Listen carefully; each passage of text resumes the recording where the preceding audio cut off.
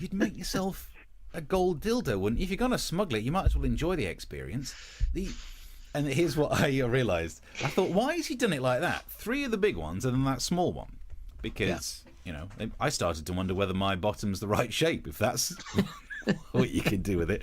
But I realised, apparently, he didn't want to pay the 18% tax. Now, no one likes paying tax, but I've never put anything up my bum to try and get a discount. Put it that way.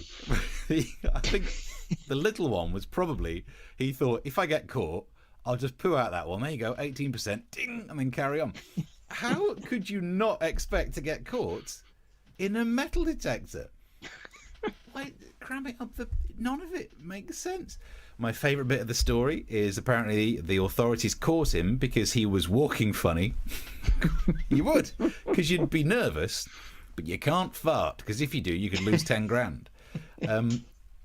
Well, I mean, it's just one of my favourite stories for ages. Guy smuggles gold up the bottom. I think it's so good. I'm trying to write a film based on it, and I'm going to call it The Man with the Golden Bum. Nice. Seems like a good title. I've already made the intro. Have a look.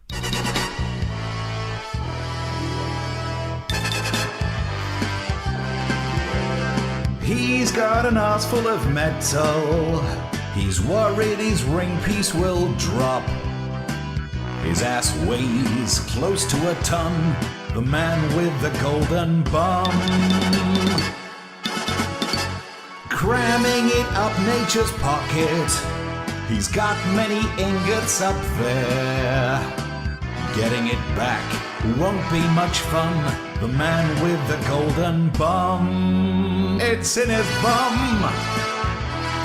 His ass is done. His golden bum.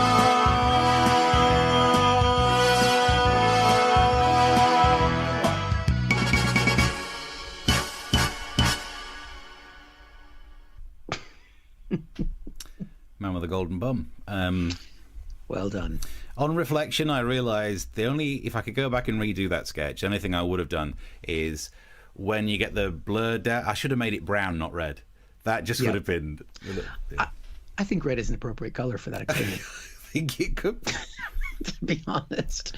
I mean, that's definitely, he's going to be thinking he ate beetroot for a while. Ting! Another nugget. Wow. So many different shapes you could have gone with. You're right. I mean, the flat one's wrong, isn't it? You don't. But I mean, we don't have something to scale them. Maybe they were only like the biggest one was maybe this big, and the little one was. We don't have a scale of the tray that they were on. So maybe they were much smaller. But balls. I mean, it just seems they look like tongue depressors. Why would you do it in that shape unless you're trying to leave a bigger gap? Do you stack them up on top of each other, or do you all as one go? One at a time. It'll reach your duodenum. Didn't realize he had it there because it was coming out of his mouth. You got a golden tooth? No, I just pushed too hard. That is the story we need now. More inspiring than anything Brock could say. Some of the messages, let's have a look. There we are. Chris, gold-plated council gritter. Right up the council gritter. The reboot of the quiz going for gold doesn't look any good. Nice. Let's have a look. Shades of North says, that's the strangest thing I've heard of, bar none. Nice. Yeah, loving it. No, you getting compliments on the method there? Well, was it really method? That was all digital effects. Acting there. I mean, the walking with the gold in the bum. Because, that's the thing we need to know. How much did it weigh? So that is going to have an impact. I mean, I don't know if the phrase I've heard about putting a ring on it. Anyway. I'm saying that. But, 2 pounds of gold. An extra 2 pounds. I carry that right here. Maybe this is all gold. Maybe that's what this is. Terry's all gold right there. All gold. Maybe they stretched on removal, says Chris. So the theory is that actually they were shorter, but as you pulled them, because gold is a malleable metal, it's also ductile, I believe. So Because how hot does it? I don't think body temperature is enough to make gold melt, though, is it? No, but it is a soft metal because of the way the valence electrons can just pass over each other. No one wants to know why, Steve.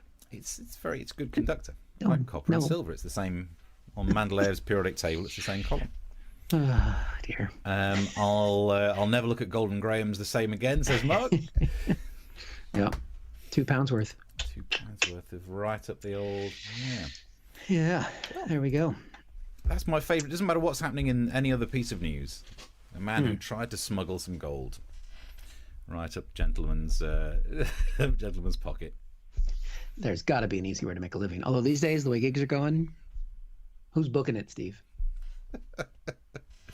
Yeah, God, imagine that. He'll have a mask on, but he's got his gold hanging out at the end. He's got his ingot touching cloth.